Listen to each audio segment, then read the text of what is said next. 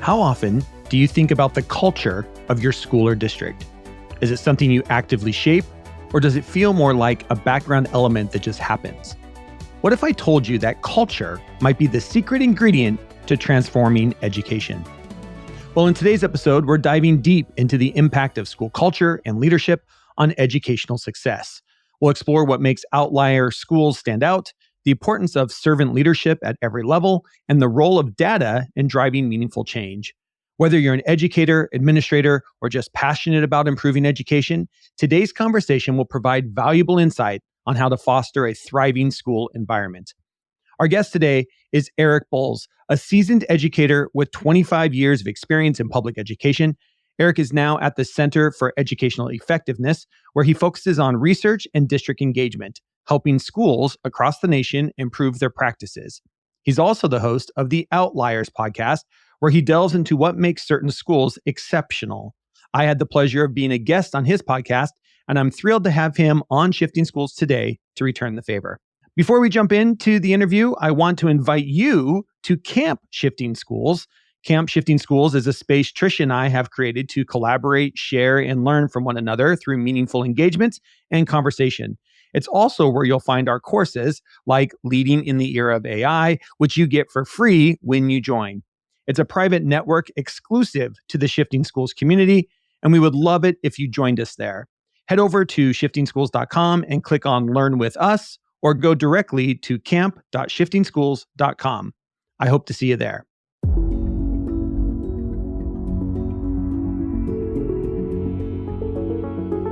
Shifting Schools is excited to be sponsored by newlight.io. Their platform is designed to simplify MTSS frameworks for personalized student support. Built by leading experts, Newlight focuses on getting educators the answers they need fast. Which students need which levels of support? With simple data collection and insightful analytics powered by AI, Newlight's platform provides actionable solutions to support your students effectively. Try it for free at newlight.io. That's newlight.io. Check the link in the show notes to learn more.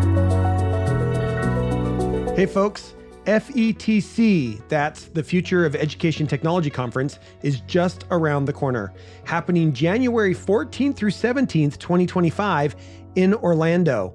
It's your chance to be part of the first and best EdTech event of the year.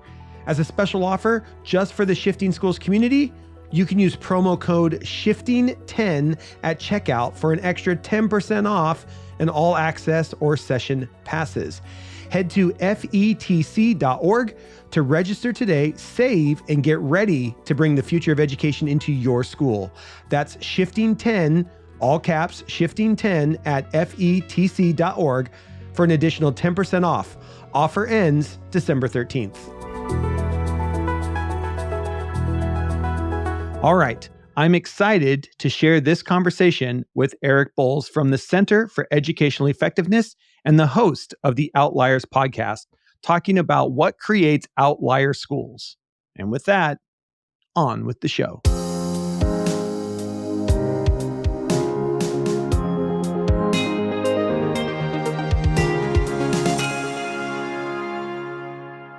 All right, welcome back to the Shifting Schools podcast. Excited today to get to return the favor with Erich Bolz, who is research and district engagement at the Center for Educational Effectiveness. Also has a podcast called Outliers, which I was a guest on. And Erich, honored to be a guest on your podcast. Returning the favor here as we do a little podcast swapping in the world of podcasts. And excited to have you here today to talk about effective educational transformation. And I'm excited to have you here. Erich, welcome to the show. Give us a little bit about your background as we get started today. Hey, thanks so much. And thank you for the shout out for the Outliers podcast. We really enjoyed having you on as a guest. And I think we strive to have folks that really push the envelope in terms of thinking around education. And you could not have hit that mark better. Just a thank you for that first. A little bit about me, 25 years in public education, retired a little bit by accident, June of 2020, which means I only did 117 days in the COVID space. I was a assistant superintendent for what passes for a large school district in Washington State, and Pasco School District in southeastern Washington. And toward the end of my tenure, really felt like I hit on some things that made a big difference in school transformation, which is what led to this particular job at the Center for Educational Effectiveness. And that pretty much catches you up, brings us to where we are today. Here we are today. Let's get started with talk a little bit about what does the Center for Educational Effectiveness do? What is your mission? What's your mission there? So I think what we do more than anything else for people who are a certain age, you might remember the BASF commercials. We don't make schools. We just make what schools do better. So we really work in that survey, research, and evaluation space, looking to help you find customized solutions to do work that's unique. And we know a fair amount about what it looks like to function uniquely at an outlier level in education because of some of our research pieces. And that's where I want to dig into today. And I'll make sure to link to it in the show notes. But over on your website, Center for Educational Effectiveness, you guys have done some research, great research over there around what creates outlier schools. Can you talk a little bit about what did the research find that outlier schools really have in common that really is the centerpiece of where you guys focus? Absolutely. And without delving too deep into the methodology, because I wouldn't want to put people to sleep when they're consuming this podcast, what we found in a nutshell was commitment to each other, I would say, at every level of constituency. So really a meticulous curation, maintenance, and improvement of culture amongst staff, student, families, and communities. When we saw those things in common, we saw a number of other things as well, but when we saw those things in common, that almost unconditional positive regard across and within and between constituencies, we saw schools that were doing remarkable work. So talk about that a little bit. So what we're really talking about here is like school climate and school culture. Where does that start? Did you find, do we start with leadership? And is this like culture that is set forth by school boards and leadership? Is this something that we grow within? PLCs is a big thing right now. Is that where we're seeing some of this culture come out of? Or is it all of the above? I was going to say, I think the answers to your questions are, in a nutshell, are yes. But we did see a fair amount of commonality across the conditions. We saw teachers that were in their positions longer than what you would expect in terms of typical teacher tenure. In most of our schools, we saw principals who had been in those roles 5 years or more, lots of times scratching underneath the perceptual data, or at least the perceptual feedback inside of semi-structured interview scenarios. Pretty positive regard for what happened at the central office in many of these schools. So just a real tight alignment in terms of mission, I think living that mission and serving kids best. I say tight alignment inside of the constituency. Very cool. So let's unpack that just a little bit. How do you create this culture, or what is it that you found? Are there pillars that you found within the research that showed that this is how you set forth culture, or these are pillars that every outlier school seems to have in common? Yeah, I think in a nutshell, whether they call it servant leadership or not, what at all levels of healthy schools is servant leadership. And I think one of the big hallmarks of servant leadership is I know who exactly my primary constituency is. If I work at the central office as an assistant superintendent, I'm very clear that my constituents are principals. I do what I can to enable and support great principal practice. Principals in turn support teachers, support children. And as opposed to being convoluted about where our mission might be, we say we're all here for the kids, but I would push back on that a little bit and say, really? Are we? As an assistant superintendent in an office someplace, am I doing anything that really made a difference for the 20,000 kids in Pasco through my service? Or did I have the ability to change conditions inside of principal practice so that they could in turn support their teachers the same way? And then ultimately you see much better results, both whole child wise and academic achievement results wise. With students. So I think it's being mission clear about who you serve. And in my belief is we serve whoever is downstream. We don't serve upstream. And that can get you in a little political trouble. Those are different stories for different days. But in my tenure in the central office, which is where I spent the bulk of my career, I was always very clear that I was in service to principals. And I think you see that same sentiment just pervading these outlier schools in Washington State. Very cool. Educators, are you searching for a new space to connect, collaborate, and grow? Well, Camp Shifting Schools is your new home. With the decline of X, formerly Twitter, We're here to offer a safe, welcoming community where you can join other passionate teachers. Take part in free courses, webinars, and live AMA sessions to evaluate your practice. Ready to join the conversation? Head over to camp.shiftingschools.com and become part of the camp community today. Learning and connecting awaits. When we talk about leadership coaching in some of the key components of leadership coaching programs, which is some of the work that you do over there at the Center for Educational Effectiveness, what are some of the key things that you do around the idea of leadership coaching? We do a couple things. We're big believers in the work out of Gonzaga University professors Chuck Salina and Suzann Girtz and their Powerless to Powerful framework. So really helping people understand that there's great research inside of this notion around servant leadership, that change is not necessarily what we've heard from some other researchers, that it can only happen in over 3 to 5 years. When you galvanize people around the mission and serve them well, you can expect to see change inside of a 45-day iterative PDSA cycle. So we're really grounded in that piece. We're also grounded in looking at data a little differently. I would say since the inception of No Child Left Behind, and in Washington State, where I am, prior to No Child Left Behind, we really became beholden to these high-stakes summative assessments. So we'd look at academic data on the year, really the lagging data, almost an autopsy, if you will, write goals around that autopsy, compare apples and oranges, of course, cross-cohort data, implement something that generally looked like an activity and wonder why that didn't work, which is what we're seeing across the United States. This policy-driven approach to improvement in the United States, really starting with No Child Left Behind and continuing in policy today, hasn't had much of an impact. We've poured a lot of money into it. So what we believe is that you really need to look at 4 data sets, and they're not all equal. You start on the demographic side so you know who you serve. You need to look carefully at perceptual data, which is really the bread and butter of our work. You need to know deeply who you serve and what those folks are thinking. Then you tweak your context. We call that different things, RTI, MTSS. But based on those first 2 data sets, when you tweak your contextual data, which is changing your systems and structures and supports inside of schools, then ultimately you see some pretty good results around both whole child health and academic achievement. But recognizing first that academic achievement is a lagging indicator. It's the last good thing that happens in a system, not the first. And I think we've really focused on that in a bass-backwards way by policy. I love that. There's all this talk right now about closing the achievement gap, especially coming out of COVID. We've got the loss of learning now, which is just another way to say achievement gap. In my world, we've got this idea. So what strategies does the CEE recommend for schools and districts in narrowing that achievement gap? Or how have you seen this approach support schools in actually doing that? Because I agree with you. We say words like achievement gap or learning loss.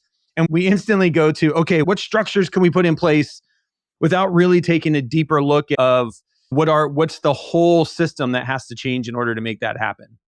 First of all, I think you're exactly right. And it's easy to point to a structure. This year, we're implementing MTSS. Yeah. This year, we're redoubling our GLAD and PSYOP training. And those approaches, I gave the longer version last time, but those approaches, if they would have worked by now, would have worked well before 25 years in by policy, right? What we believe through the perceptual data that we help you collect at CE is, I think there's really 5 things that matter. 1 on the staff side, 4 on the student side.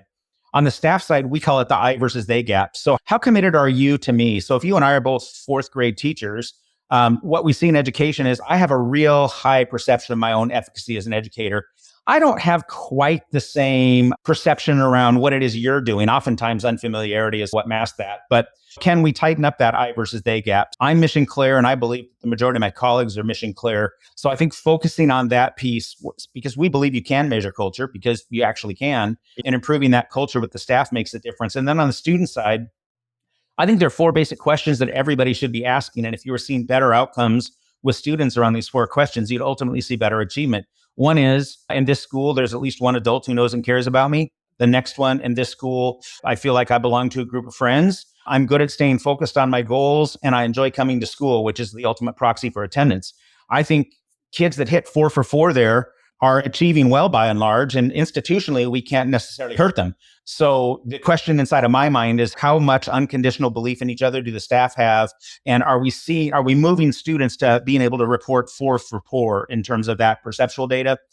I think it's almost as simple. It sounds simple. It's obviously complex to implement. Sure. It's complex to make you have confidence in my efficacy as an instructor, as a co-instructor. But if we're mindful of these 5 things and we're aligning our improvement efforts to staff efficacy and student well-being, achievement will take care of itself. If we're committed to each other doing the best work, we don't have to have the best methods. If we have the best methods and we lack commitment, we may as well not waste the time or the money. I love that. Talk a little bit about the big picture that the Center for Educational Effectiveness does. You're based here in Washington. Is it only Washington, or is this a national program? We provide supports to national clients. Our largest clients, Gwinnett County Public Schools in Georgia. Okay. I think they're the 11th largest school district in the United States, 180,000 students, also one of the most ethnically diverse. Yeah, I've been there for a week. It's fascinating to be inside of a school system the size of, up here, we would say Seattle's big. It's 4 Seattles and change. Yeah. I worked in Pasco School District with 20,000 students. So it's the size of 9 Pascos. I felt like Pasco was an immense organization to work inside of. So we work with folks like that. We work predominantly in Washington State, however, with about 80 plus clients inside of Washington State. But you can access our services, our platforms, and our support from wherever you are in the country. Very cool. Hi, folks. We'll get back to our conversation in just a moment. I want to talk a bit more about newlight.io, the AI FERPA compliant, that's our federal guidelines around privacy of student data, platform making personalized student support a breeze. You know, student privacy is huge in our schools, and Newlight is big on privacy as well. It was one of the first questions I asked the co-founder, Jose, about. There are a few AI systems out there that meet the requirements to being FERPA compliant, and Newlight does just that. Newlight's IntelliTier platform is more than just a data collection tool. It's an AI-powered assistant that has been trained to truly understand the MTSS framework, student context, and school-specific resources.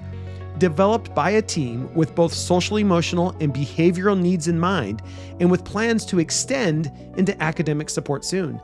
Studies show effective MTSS and SEL implementations can boost attendance, improve grades, and increase graduation rates. Yet many schools struggle with the complexities of gathering data and turning that data into actionable items within the MTSS process. Newlight's IntelliTier platform makes it easy with simple, fast data collection, asynchronous collaboration across the MTSS team, and actionable insight that educators can implement and document their success with. Plus, Newlight is advised by seasoned educators and administrators, so they understand your everyday classroom challenges. You have to try it out for yourself. So head over to newlight.io to give it a try for free. That's newlight.io. Thank you to Newlight for taking this on, and a proud sponsor of the Shifting Schools community. As we get ready to wrap this up, is there anything else you want to talk about that the Center for Educational Effectiveness does, or something that you guys are really focused in on as we start another school year here? I think over the next school year, what we're finding is our surveys have changed very little over 25 years. If anything, they've gotten slightly less, I would say, complex and convoluted, although we still give you way too much data. I say the good news about us is we give you way too much data. The bad news about us is we give you way too much data. So my role, I think, is to really help folks cut through that noise. And one of those 4 or 5 things that I mentioned earlier that you can think about. So we'll continue to bring our mission to the world of relationships matter, school culture matters. Those things should be reflected inside of your district strategic plans and building improvement plans. And I know of no other organization, whether it's on the research side or on the survey to application side, that helps better. I still consider myself an educational practitioner. I found an accidental path into this wonderful organization. So I really just come as a practitioner evangelist for these tools that I know that work. If there is a school leader that is listening to this and they're saying, you know what, that sounds like some work that we could be using or leveraging in our district, what does that process look to onboard a district? Or if a district leader reaches out to you, what does that look like from your end and their end as far as So from our end, I think the easiest way to get to us is just to go out to our website at effectiveness.org, fill out the form, send us an email. We'll reach out to you.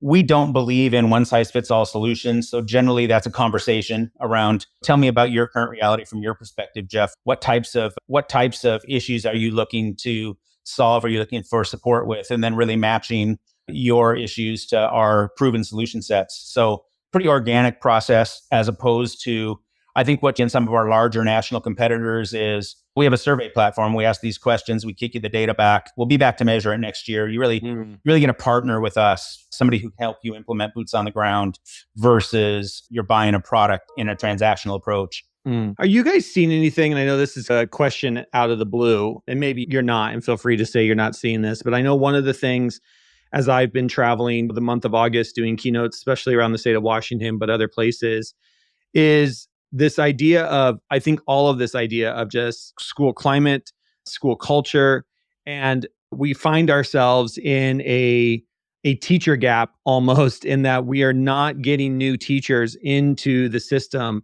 at the same rate we were. We're still in a teacher shortage, even though here in the state of Washington, I know other states are dealing with the same thing. We are downsizing a lot due to lower enrollment and other issues here in the state, and we're still in a teacher shortage. And I think one of those things is, I teach this class over at Whitworth, and we haven't had a full cohort now in 3 years. Like, we can't even get people into the system.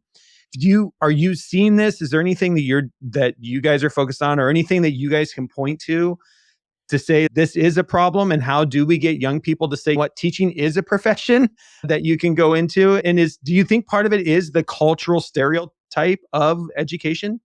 Wow, I think you just asked, there's enough meat on those bones to have a whole other show. So in trying to answer those really great big idea questions succinctly, I think there's a number of things at play. Education's become really difficult for political polarity. We've got some people out there who are pretty well empowered to behave poorly. And when you're in a service-oriented position and are treated poorly by a chunk of your constituents because they feel emboldened to do that, right now, I think it does not necessarily make it an incentivizing profession, although salaries are pretty good now, finally, in the state of Washington. Yeah. I think that's been a barrier.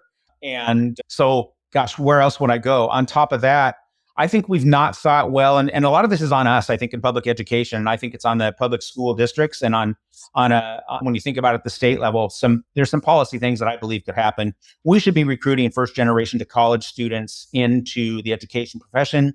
We know that if you're a first generation to college students, or college student, you've got a much better chance of persisting through college if you're going within 30 miles of your hometown for a whole variety of economic reasons, really primarily. And we also know that students respond best to adults in the teaching profession who look like them. So I think the answer really lies in the advocacy of the neighborhood elementary school and in recruiting our best and brightest first generation to college students who want to come and invest in the community that they live in, who already have relationships with people doing commerce in those neighborhoods. They're related to folks in those neighborhoods. They've got a cachet that you can't have, for example, if you're a 22, 23-year-old, you come from, let's say, the Lake Washington area of Western Washington, you land in Pasco School District.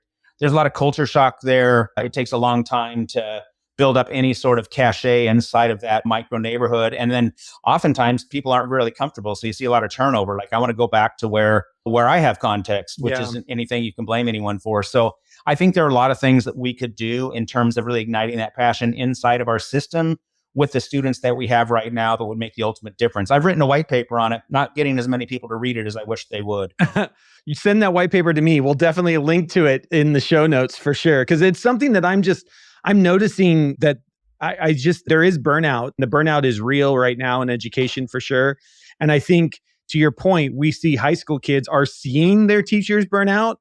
And I can see a ton of high school kids saying, oh, why would I want to do that job? Look at these teachers. They're stressed out all the time. They're like, this doesn't look fun. And I think I think we've got to get on the other side of this. Otherwise, we're going to have to figure something out. And you're right. I think one things I love about the United States is it's so diverse that here in the state of Washington, I would say, to your point, pay isn't an issue here, although it is in other states, right? That is and so every state's got their unique differences. But I think overall across this nation, we could look at this idea of it's not, to your point, it's not fun to be a teacher right now. And I think we're having a hard time recruiting the next generation of teachers to stick it out and stay with us. I think it's never been a harder time to be a teacher, principal, or a superintendent. And given though that is the reality, it's what everybody's reporting.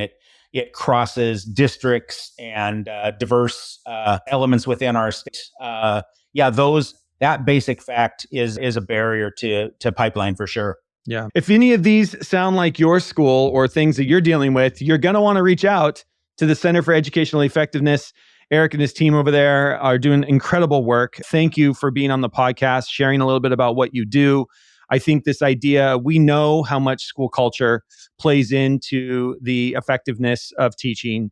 It's very well documented that it's a big part of it. And I love that's what you guys focus on. And that's what you're seeing Outlier schools do well. Again, I will link to the research in the show notes as well around the research that shows these Outlier schools and what that does. And you can dig into that more yourself. Erich, as we get ready to wrap this up, if people did want to reach out and learn more, where's the best place for them to go? If you want to reach out to me personally, I'm out there on all the old person social media handles. So I'm pretty easy to find on the platform formerly known as Twitter, Facebook, LinkedIn. You can email us directly at info@effectiveness.org. Website is also effectiveness.org. Relatively easy to navigate. Those are probably the easiest ways to get in touch with us. And then I have a funny spelling in the Erich. My email is erich@effectiveness.org. Awesome. Thank you so much. Appreciate you being here. Thank you for sharing your knowledge and continuing to doing the work that you do to make education better for all of us. Hey, thanks for the opportunity, Jeff. And again, just a quick shout out to Jeff's appearance on our podcast. He has an awful lot to say there about AI. I know he gave me a lot to think about, so I hope you check out that episode as well. And it was a privilege to be on your show. Thanks so much for having me. Yeah, thank you. Hey there, dedicated listener. If you've made it this far, we know you're passionate about shifting the way education works. And Tricia and I appreciate you. If you loved what you heard today, we'd be so grateful if you could take a moment to rate and review Shifting Schools wherever you listen to podcasts. Those ratings help us reach even more educators just like you. And if you know someone who could benefit from these conversations, please share this episode with them. Just one person. Think of the impact we can make together. Don't forget to sign up for our newsletter for even more great content. And if you haven't already, join us at Camp Shifting Schools, where the conversations keep going long after the podcasts end.